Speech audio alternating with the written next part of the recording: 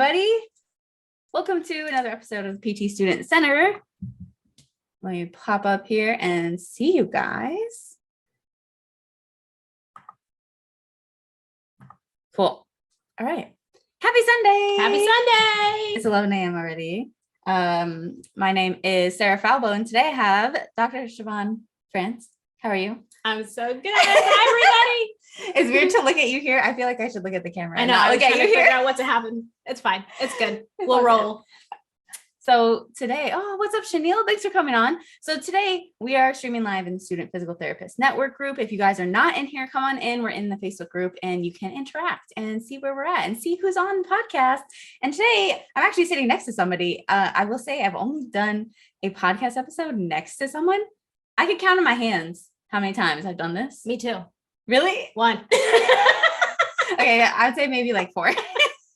But this is cool. So today we're going to talk about living life by your design in PT school, because the misconception that a lot of people have, that I had too, was I'm in PT school, I can't, or like I can't, I'm just a student, like whatever, insert limitation because I'm a student. So we're going to dive into that.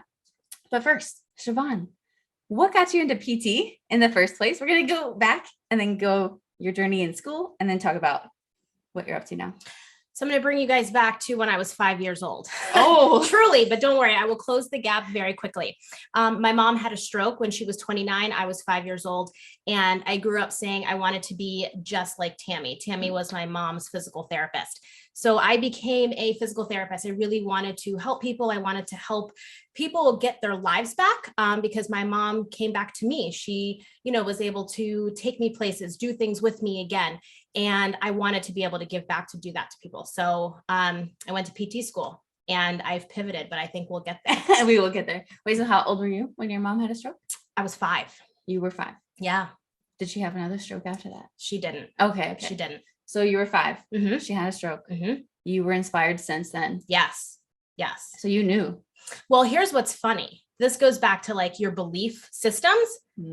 I didn't know what I wanted to be, really. Okay. But I really love the idea of what Tammy was doing. And my mom used to always say, you should be a physical therapist because it's safe and you'll always have a job. People are always getting hurt. And so I grew up saying that. But again, I didn't know what a physical therapist was. I just enjoyed going to her sessions, helping move her arm, helping move her leg. And it was really an implanted thought, but it became so embedded in me, I ran with it. Because most people when they're 5 want to be like a unicorn. Yeah. I think I want to be that now in my adult life. But that's really cool. Okay. So you went into high school. You were like, I'm going to be a PT. Yeah. You went to undergrad. What did you do for undergrad? It was like a sports medicine, like pre-physical therapy degree. Okay. And then you went straight into PT school? Right in. So how was the transition? The transition from where? The transition from undergrad to grad school. Yeah. Oh gosh. I would say I wasn't quite prepared. I don't know. I did really well in undergrad, but I feel like I didn't learn how to study. Like I didn't know how to study. There's just so much information. It's a lot. It comes on you really fast. And also there's an emotional component that goes along with being able to process what's happening. Like this is your career. So you become very laser focused on what you're going for, like this end goal. But I was like, oh my gosh, I can't see how to get there. So learning how to study, trying to make friends, recognize I'm in this adult life now. How do you process all of this? So I would say transitioning, quite difficult. What helped you transition? There's a lot going on. Yeah, right? There's a lot going on. Honestly, it was the group of friends that I made. I was always an independent studier, meaning I'm like, I'm going to be in my own nook right here and study. But I made some really great friends. And I had 2 friends that honestly we clicked. And we would make study guides and we would do this, we would test each other and we became like inseparable. And it was really because of the strength of other people kind of bringing our entire like collaboration together to study and pumping each other up. Right. So it was really the network that I had built. So super grateful. all the students, classmates. Yeah. Right. Did you have any misconceptions about what PT school was going to be and what you could do or could not do as a student? I kind of came in with this one track mind. Both my parents immigrated here from Trinidad. So they came here for this better life. And the whole goal was, we want you to have a good education. So I come from that background of good education, school, job, degree, job, like just Doctor. the whole thing. Right. But I got into PT school and I only saw the end goal of getting this degree and getting that job and serving people. And that was it. Mm-hmm. Nothing else. So it was really difficult now in my, post PT life to kind of look back and go, wow, I was in a tunnel. Like I had such tunnel vision. So yeah, it most definitely one track mind there for me. And when you got into PT school, I just want to talk briefly about what you actually changed in your studies, mm-hmm. and then what you changed in terms of maybe like managing the overwhelm of information, not just for the information's sake, but for your well-being, like mm-hmm. your mental mm-hmm. well-being. Mm-hmm. Okay. So managing my mental well-being, I didn't have any tools. I didn't have any tools or systems or processes, and I didn't know how to handle any of that. So you want to talk about anxiety through the roof. Mm-hmm. I mean, trying to give presentations, I'm sweating. I'm just stuttering. I mean, it was quite a struggle. So a lot of it just felt very heavy. Like I pretty much forced my way through there, mm-hmm. right? I can't say I even like overcame a good or even developed a good system back then. I powered through it. Had I known now what I knew then, or however that saying goes, it would have been better, but I really just powerhouse through it. Okay. But it was really through the connections that did make it easier, right? The friend groups that I had, that made it easier, but I just forced my way there. I feel like that's most people. Yeah. I mean, that was me first semester.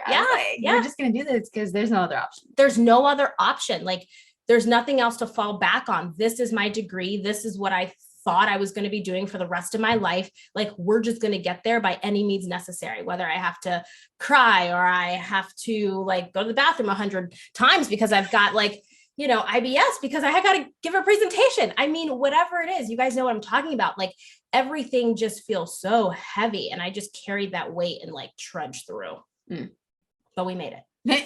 And now you're here. Now you're what, 10 years out? 10 years out. You're a decade out. I'm a decade. It's so crazy. I just wanted to say, you guys are so lucky for all the resources you have right now. I just want to plug this one right here because it's so cool to have this kind of collaboration. It's cool to have just a platform where you guys can come and tap into and recognize, one, that you're not alone, and two, how to actually develop systems and processes within yourself to get through it a lot easier than I did. So thank you for what you have here and what you've created and are continuing to create. Thanks. I'm excited to have you on. And so there were a lot of things you just said. I want to talk about a little bit just briefly, because I think you kind of sped over it. You're like, the students who understand, if you have to cry through it, if you have IBS because of the stress, if you got some, in my head, if you got some GERD because of the stress. Yeah, that too. If you got some chronic migraines because of the stress, you guys know what we're talking about. Yeah. Can I just say this real quick? Yeah. I had an ulcer when I was in PT school. I was having like heartburn type issues, and I go to the doctor, they do the scope, and they're like, you have an ulcer. And I was like, how do you get an ulcer? Stress. The level of anxiety that was like just in my digestive system, in my gut, gave me an ulcer.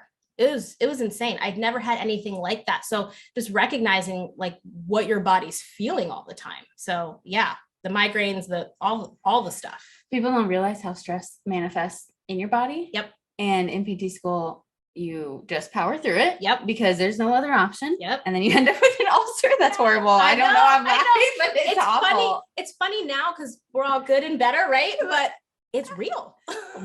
How did you know? Because I started to have like just like a burning in my throat all the time. Did it like swell too? And I can't remember if it was swollen, but I definitely had that burning in my throat. And I was like, I've never had this before. Thought I was getting real sick. Like, what's going on? And when they did the scope, they're like, oh, you have an ulcer. And I was like, oh my gosh. That's dramatic. I was scared. I would be too. Really scared. Well, I'm glad that that's resolved. Yeah, totally. And you've made it through PT school. Yeah. What did you think new grad life was going to be like? Thought I was going to be able to step into the world and help people with my gifts personally, but also the skills that I learned to be a physical therapist. I really thought this was making people better. I really always growing up thought I was going to be doing life's work. And that's how I kind of described it. It's how I felt. I was like, I'm going to be doing life's work. I'm really going to help people. And this is going to be great. And honestly, I was burnt out 2 years in. And I should say I was aware of my burnout 2 years in. Prior to that, I'm sure I was burned out, but I wasn't aware of it. And I recognize the constraints of so much, not just the insurance, but even the people that you work with. And when I first stepped into my first clinic, I was an outpatient. It was interesting because everyone there had been there at least 7 years plus. And so I liked that because everyone had been there for a long time. However, they were also the complainers. They were the, I don't like this. And so I got fed a lot of negativity in the very beginning, really fast, even though I was so excited. I'm a new student, like this is real. I've got a real license now, I can treat. But all that negativity, I was like, oh, and some of it kind of really spoke to me and I started to identify. But yes, I think it sped up some of my burnout. Like, yes, I had my own stuff, but I think some of that sped up my burnout also. It does. Yeah. And I do want to clarify for students listening, this is not unique to PT. This is like a healthcare issue. For sure. This is a lot bigger than PT. Yeah. Oh, absolutely. But we're talking about it in those terms because obviously that's what we are. So, so you got burnt out within the first 2 years. Yeah. You were aware of it. Yeah. What did you do about it? So I was dating this guy at the time, and he always used to say, we had been dating since college, and he said, I'm going to make money with computers. And I'm like, okay, that's so cool. Like, I'm going to be a PT. Well, one day he says to me, I'm going to this event. And I said, okay. And he goes, and I want you to come. And I said, okay, I'm going to go support you. And it was 2014. And it was a $497 event for 2 days. And you can bring your extra person for $297. And we went to an internet for marketing newbies. And it was the coolest event I had ever thought. And they literally taught you how to take your gifts and your skills and turn it into an online program or course or what have you, just how to monetize. And the interwebs. Again, guys, this was like the interwebs. 2014. Yeah, right. Just trying to figure things out. But we learned about autoresponders and sales pages and copywriting. And we learned all the things. And my eyes were like this. I was like, oh my gosh, I thought it was the coolest thing since sliced bread, honestly. And I said, I'm going to do this. I'm going to monetize my skills. And so I'm so grateful to him for introducing this to me. And we started our journey together, making money online and like learning all these things. So yeah. What'd you do first to make money online? So I wrote a book. I wrote my first book back in 2014. And it was really cool to go through the process of writing it and then going on to, I didn't go to Fiverr. I went to, I think it was like guru.com or something like that. Fiverr. Yeah. And I said, these are all my thoughts, make this into a book. And it was all my words, but she just made it bookly. Okay. And I had a cover made and I was able to put it on Amazon. And it was my first round of just making money. It was super cool. And then I created rehab programs. And I took that and I sold it on Amazon. So I've got a physical product on Amazon. I transformed more digitally and I created a knee rehab program. And I just started to like build lists and build sales pages and learn how to market. So I was in that rehab space. I really thought that, I want to help people like my mom, right? who don't necessarily need to come into a clinic to feel better, but if they learn how to move their body well, that they could transmute their pain into something else. So it was really neat to take my skills and recognize I can make these products for people and sell them online. So my first round, the first few years, I say my first round because entrepreneurship is evolutionary. Yeah. My first round of that was all in the rehab space. Yeah. So it's cool. What was your first book called? Do you remember? How to Live a Life of Fitness, the Ultimate Startup Guide or something for aging adults. It's this long title, you guys. Find it. I don't recommend the title. It was so long, but I never went back and changed it. It's actually still on there. And what's cool is I do still make sales from that book. But I used to do a lot of speaking engagements. I used to go to community centers and I used to teach on, low back pain and knee pain. I used to educate people and I'd give away my book as a resource. And I would sign it. It was just the coolest thing. I would go to like YMCAs and teach classes on, how to get out of pain and just teaching people how to move their body, So it was neat. I used to just give that away. And the guy whose event that we went to, he said, having a book is the new business card because it gives you a level of authority. And I can't tell you guys how easy it is to really like write your own thing and get it out there and start making sales, making money. It's cool. And I think as a PT student, people think they can't do it. Yeah. And even as a new grad, when you were starting to feel burnt out, that's not when you had the idea. Like the ideas came from something external. Sure. And the confidence came from something external. Yes. So that's another reason I like having you on, because like your story is pretty cool. You're doing other things outside of the norm and it's non-traditional. I like having students hear what their options are. Yeah. Let me start by saying this. Your options are so endless. Yeah. And that's why I love that this podcast exists, because you are being exposed to everything that is possible for you. Right now, your mind is only thinking probably like right here. It has to, right? To an extent. Oh, totally. But once you start getting the swing of things in school, I really want to encourage you guys to broaden your perspective of what's available. And you don't have to wait until you graduate to figure it out or make it all happen. You can start doing things now because you're building the skill sets of courage. You're building the skill sets of trusting yourself and learning what your intuition is really saying and saying to yourself, okay, I've got these gifts. Not only do I want to help people with rehab, but maybe you are struggling with sleep and you've helped yourself sleep better and you want to couple that with what you're doing. Maybe you've learned to meditate to calm your nerves and you want to start, teaching people how to do that. Just it's so open. It's so open, but I was very driven by a lot of external factors, correct? Right? At first. Yes, at first. And so I started to really transform, because once you start to step into the world of entrepreneurship and business and making money, there's a whole lot of stuff that comes with it, right? We're always being pushed to new levels. So there's new levels, new devils, things are always happening. And the things I really didn't have was I didn't have that higher level of confidence. I didn't have that higher level of trust in myself or that courage to keep going, even when no one was buying at first, right? So those were all the things I had to learn, which helped me to pivot and transition to what I'm doing now, which is actually helping empaths and highly sensitives and just the feelers of the world, right? Who really, I don't want to say struggle, I don't like that word, but who feel so much inside and they're like, where do I go with all this energy? How do I transmute this energy? And really teaching you the crux of business, because at the very center of what we're doing, it's us. When we're serving people in any way, shape, or form, it's us. Yeah. So we have to know how to stay grounded in our skills and really understand and recognize what our belief systems are.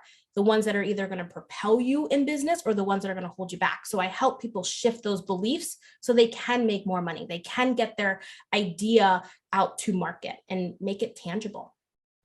So you wrote a book, yeah, and you did these things online. Yeah. And now what is life now? You're not treating, you are treating. You're also treating. Doing that. Yeah, I'm treating. So I am still treating. I lived in Maryland most of my life, and I just moved down here to Florida in May, and it's been the coolest thing. Just this this pivot has been great. And I took a contract job here, and I don't want to say I'm living the life, but like, you can. I'm living the life, because here's the thing. Living the life means whatever it means for you. Yeah. I came down here for the sun. People ask me, why'd you move? I said it was a pure desire, and I came down here for the sun. So I am building a business, and I am still working full time. And I have really learned how to build a business and work full time without being burnt out or depleted, because I've learned how to manipulate my own energy in a positive way, right? To still be able to serve and pour into my one-on-one clients, or to pour into the group programs that I have. Mm-hmm. So yeah, I am still doing it. So I want you guys to know you can do anything, even if you are still a student, right? Like, you can make things happen. Mm-hmm. You don't have to. People think they have to stop doing XYZ before they can do ABC or whatever that might be. Yeah. And it's not the case. Yeah. So, and usually we feel like we have to stop because we don't have the mental space or the energetic space to see how it all fits. Right. But the number one skill that, you guys can really train is your focus. Mm-hmm. When you focus more on the presence of where you are, you're going to create more space for things to happen in your life at one time. It's going to start to look very harmonious, as opposed to feeling like you have to compartmentalize everything. Yeah, I think it's a misconception. People think it's you as a student that there's too much to do. Yeah. And really, it's like you said, it's more about energy management. Mm-hmm. Although you don't have as much time, I get it. Yeah. Like, it takes more time to study. It takes more time to do XYZ. It takes more mental energy, but there's still some left over if you manage it, if you're able to manage it. And I know it's hard. It's not an easy thing. Yeah. But like, how do you manage that? How do you manage your focus? I would say this for the students that are like really thinking, I can feel through the screen right now. Your like brains are turning.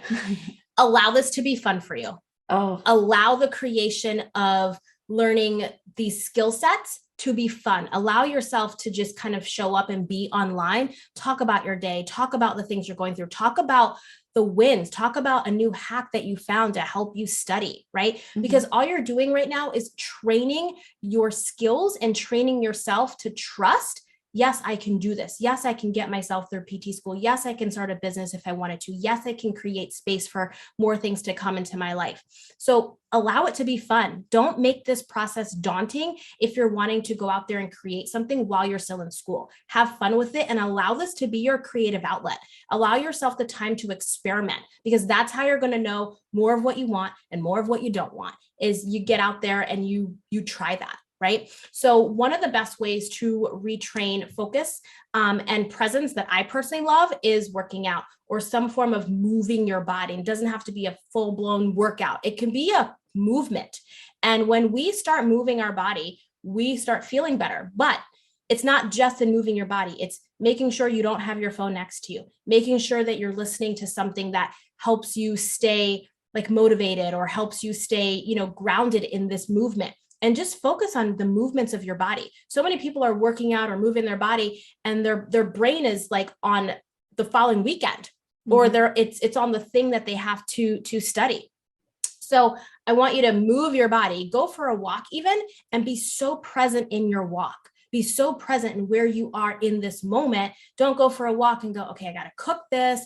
I got to study for this. I got to prep that. No, go for your walk and stay in your walk.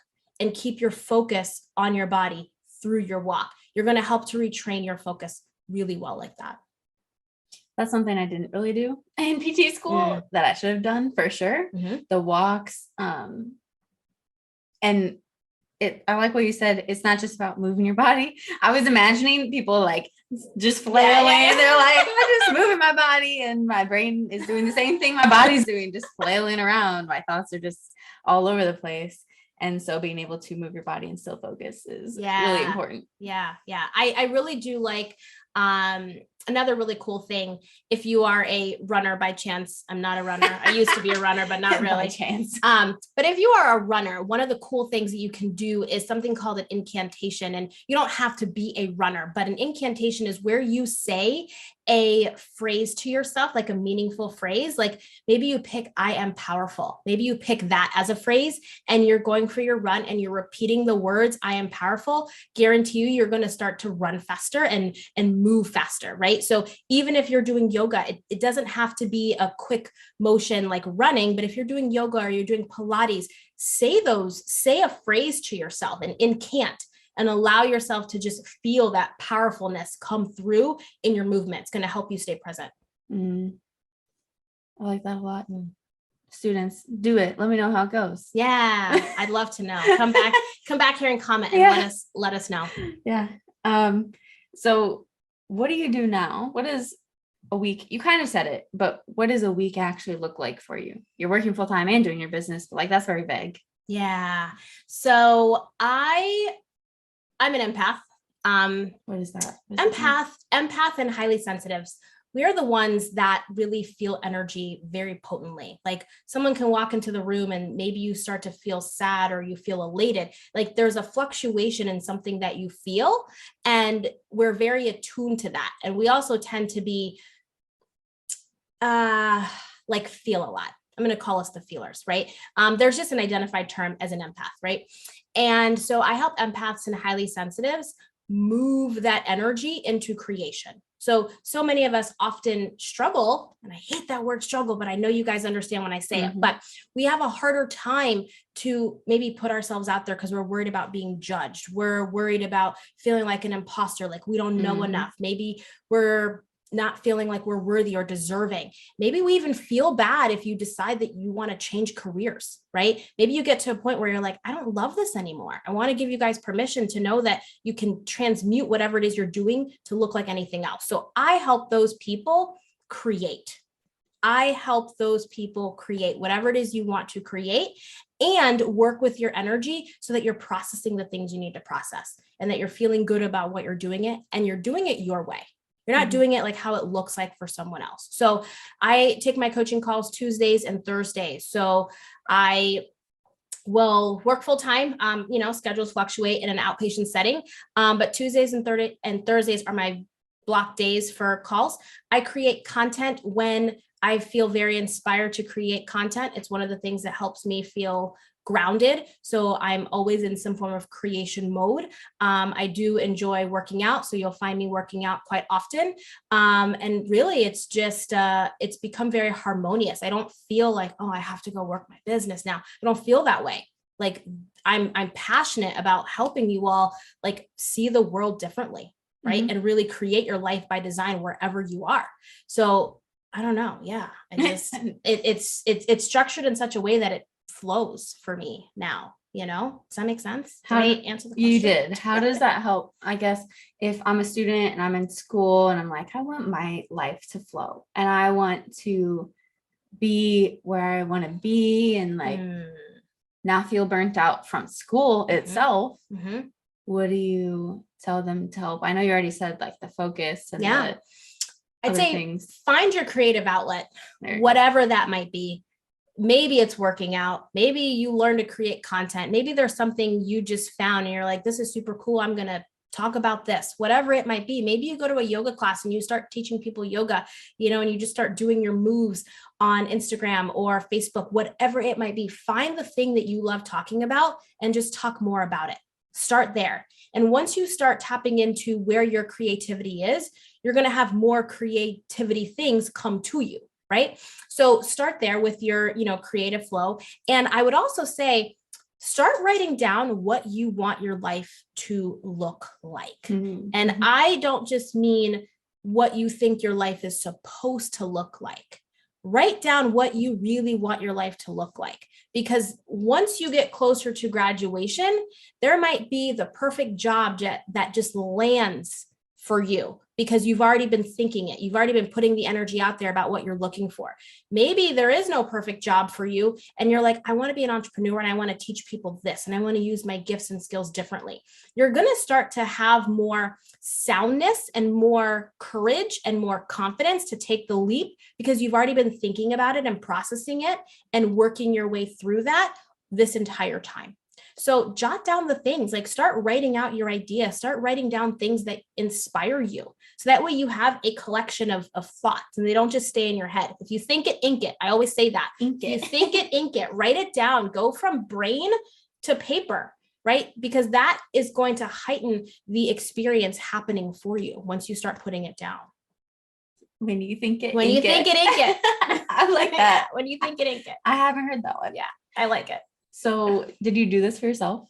When did you think it and ink? I guess when did you first start putting out there what you wanted life to be like? This was, I want to say years in the making, but it's years in the making. So I went to a mastermind and I've invested a lot of money, you guys, a lot of money in trying to figure this thing out and crack the code. I'm just going to tell you the secret right now. The code is you.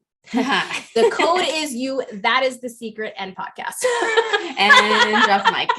Like the secret is you. So once you tap into that, you're going to be able to create whatever. But I did go to this mastermind who actually was the coach of Jillian Michaels. If you guys know who she is, it was really cool.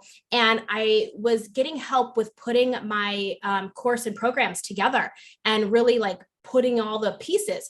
And I just kept saying, like, I want to help connect mind, body, spirit. I want to help connect mind, body, spirit. I would say that a lot. And it really wasn't until, years out that things started to shift and change. And I started to see how I'm going to connect mind, body, spirit. So yes, I really started to write this stuff out and I just kept saying it and I would tell people and I would try to read all the books to figure it all out. But what I didn't know back then was that I was absorbing so many other people's thoughts and trying to take them on as my own and doing it the way they were doing it. So once I started spending more time with myself and recognizing what I really wanted, what mind, body, spirit connection meant for me, that's when things started to shift. But I'd kind of been putting it out there for a long time, right? I just didn't know how to put all the puzzle pieces together. So this has been years in the making, so to speak. But this is why I help do what I do now, is because you can give me your puzzle pieces and I will help you put them together to make your puzzle, right? And that's really what I've gotten good at because I'd spent so many years figuring it all out. Guys, that was 2014. I went to my first event, right? We're in 2022, right? And I'm just like, I've gotten really good at it for myself. And I've gotten really good at helping you guys do that. So it's the puzzle pieces. So right now, and while you're in school, start putting out your pieces, start writing down your pieces so you know what it looks like. So when we start looking at things and you start looking at things, you're like, this is really what I want to do. You're going to get more clear. What did you write down when you started, before you actually started your own business? What were some of your puzzle pieces that you were trying to write down and like fit together? A lot of my puzzle pieces was always mind, body, spirit. I always felt super connected to just impact and really being out there in the world and just helping massive amount of people. And I didn't know how. So, back when I was 5 and my mom saying, oh, you should be a PT. And I saw how my mom was helped. I was like, wow, that's really cool. I gravitated to that. Right. So recognizing that a lot of my puzzle pieces have morphed over time. Right. And so the theme of everything I've written down puzzle wise has been mind, body, spirit. It's been emotional well-being because I felt so much inside. I was like, please tell me other people feel as deeply as I feel. Like this is nuts. How can my body contain all this? It seems like everyone's floating through life easy. So all my puzzle pieces came to look the same. The theme of my life has always been more courage, more trust with myself, more confidence. That's really been the theme of mind, body, spirit for me. So I just ask you guys, what is the theme? Like, what do you keep noticing that's recurring in your own life? Start writing that down and start recognizing it. How do you like to show up? How do you like to be? I started to write that down. I was always a journaler. I used to write, dear diary, right? When you're 7, like today's been a great day, right? Period. Yeah, right. That's like all I had. So-and-so might've been mean to me in class today, right? But now as an adult, I'm just like, dear diary, this is my life. Entire page. And here is how I want it to look. Yeah. That's and I started writing things down like that. So the theme of my life has always been outpouring. I've always wanted to find an outlet to outpour. Mm-hmm. So I was doing it as a child. Just didn't make any sense when I'm, dear diary, so-and-so was mean to me. A boy threw a rock at my head. You know what I mean? Like a boy threw a rock at your head? Yes. I can even tell you his name. Oh God. I won't say it in case he happens to be watching. But those were the things I'd write down, right? Now I'm just more intentional with my words. But the point is to recognize I've loved writing. So what's the thing you love doing? What's the outlet you want to have? You love writing, and that's the first thing you did was write a book. Yes. Yes. And then the second thing you did, you put your courses together. What other little things, or I shouldn't say little, what other things did you do before your current business? The courses, knee program, the courses. Program. Yes, I actually used to coach. So one of the upsells that I had with my knee course was coaching people who are in chronic pain. Specific to the knee or no? Specific to the knee. Chronic knee pain. Chronic knee pain, yes. Because here I am again, wanting to connect mind, body, spirit, recognizing that pain is multifactorial and helping people journal what they wanted their knees to be able to do for them. They want their knees to be able to kneel in church. They wanted their knees to be able to squat down to pick their grandkid up. They wanted their knees to be able to be in a garden. So I always was coaching. I've been in this coaching space in various ways for a long time, but it's interesting because those were my outlets. Like being able to help somebody transform and kind of take back their life has been like, it makes me feel so good. So again, mind, body, spirit, that's been the theme for my own life. And so helping other people do that. So yes, I did. I created the courses, the programs, the book, the newsletters, I would create flyers for the YMCAs. I coach through the paint. So yeah, everything I'm doing now, I was doing back then, but it's morphed in the how and it's morphed in the who as well. Yeah. And it's okay. Like it's going to. Yeah. It 100% is going to. Otherwise, I don't know. I don't know. It's rigid. Yeah. I don't like rigidity. Give you guys permission to just allow your creative self to flow. Like nothing needs to be rigid. And I think school creates a lot of, yes, definitely school has to be rigid in terms of like, I'm going to complete and get my degree. Yeah, that part. But recognize that in that skill set that degree helps you get, it's endless. Yeah. It's endless. You guys can train any new skill set to add on what you already have. You can take a look at anything and say, I'm going to create my life to look like this. And your degree doesn't have to be the thing that's at the center of it. You can add on any amount of pieces as you want to create whatever you want to create. I like that you called it an add-on because some students think, and part of this comes from the school, part of this comes from professors, part of this just comes from society being like, you went to school for 7 years and you're not necessarily specifically doing that, but like whatever you might be doing is an add-on to that. It doesn't take away from it. It doesn't mean that was useless. Right. It just is transformed. I'm glad you say that because I did have a one-on-one client last year who felt so bad that she no longer wanted to be a PT anymore. In the way that quote unquote be a beat. In the way PT. That society wanted you to do it. She wanted to still treat, but she wanted to treat, like 15, 16 hours a week and then create something else on the side. She wanted to still do that. I think a lot of us don't want to not treat. I think we actually love treating. It's the how. So I want you guys to be able to treat however you want to treat, right? And you might have to, if you can't find it out there, you might have to create it. And that might be your mission.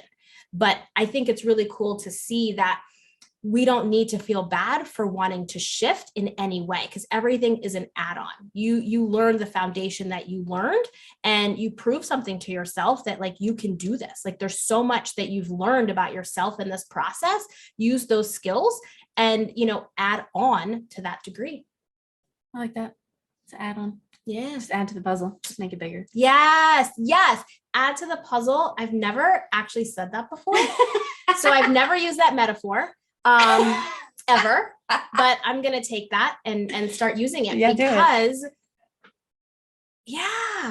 it's a puzzle piece. And right now, just expanding it. Where you guys are, you might think like that's the whole puzzle. It's completed. I want you to continue to still build your puzzle piece. Build your puzzle. It can expand. Oh, that's good. I like that. I'm gonna keep using that. Don't you love when there's a good dialogue happening and you say something, you're like, I've never said that before.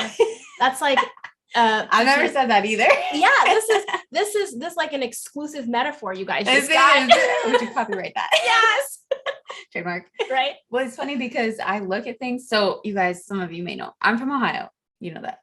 And so sometimes when I'm down here and we're like out at the pier or wherever, I'm like, this is a puzzle I'd be making in Ohio in the winter. You said that yesterday. It's because it really looks like it. I see things at sunset and I'm like, this is a puzzle. We went for a walk, saw the trees. Puzzle. I was like, oh yeah, it was. I see it. I see it. Yeah. It was like almost a full moon. It was. And when you're stuck inside in the wintertime in Ohio, that's what you do. Yeah. Puzzle. Wow. See, that's cool. That's really cool. Anyway, that was a whole side rant. Yeah, it's okay. Last question. We talked about a lot. Yeah. If you had to give a current PT student, just one piece of advice, you already gave a lot, but if you had to say one, what would you tell them? This is a student in October 2022 for those of you listening in 2032. Gosh. Okay. So I'm going to say one thing, but it has two parts. That's fine. Because we clearly you guys have learned who I am by now. There's puzzle pieces. Okay. The first thing is to use the resources you already have around you, like this podcast right here, right? And all the things that Sarah is creating. But use your resources to help you be creative. Being creative is at the center of where I want you guys to really start thinking about what you can do and what you can create. So allow your mind to expand bigger into that creation and use the resources to help you do that. One thought, two parts. Cool. I like that. That counts as one. Okay, good. All right, cool. If people want to reach out to you, where should they reach out? Yeah, absolutely. You can find me on the gram. I think that's what the cool kids say. Is that what the cool kids say? They say the gram, right? You can find me on the gram at Dr. Siobhan France. You can also find me on Facebook at Siobhan France, and my website is www.emboldensoul.com. Emboldened soul. The way you say that. Emboldened soul. It means to give courage. I want to help give you guys your soul courage. I like that. Yeah. Aw, thank you for coming on. I'm so honored to be here. Thank you so much. I honestly can't thank you right now for what you're doing and who you're helping, because your outpouring of what you're giving to the students means so much. As someone like myself looking back, I'm like, I wish I had a resource like what you're providing. So make sure you guys stay tapped into this one right here. Share it out to a student and you're like, who needs it? You know? Yeah. Spread the courage. Yes. Spread the courage. I like that a lot. Another trademark. There we go. Yes. All right. Thanks for coming on, guys. I will see you next Sunday as usual. Next Sunday, I have Joe Rinaldi coming on the podcast, and it's going to be a good one. 11 a.m. in this Facebook group as usual, Student Physical Therapist Network. And we'll see you next time. Bye, guys.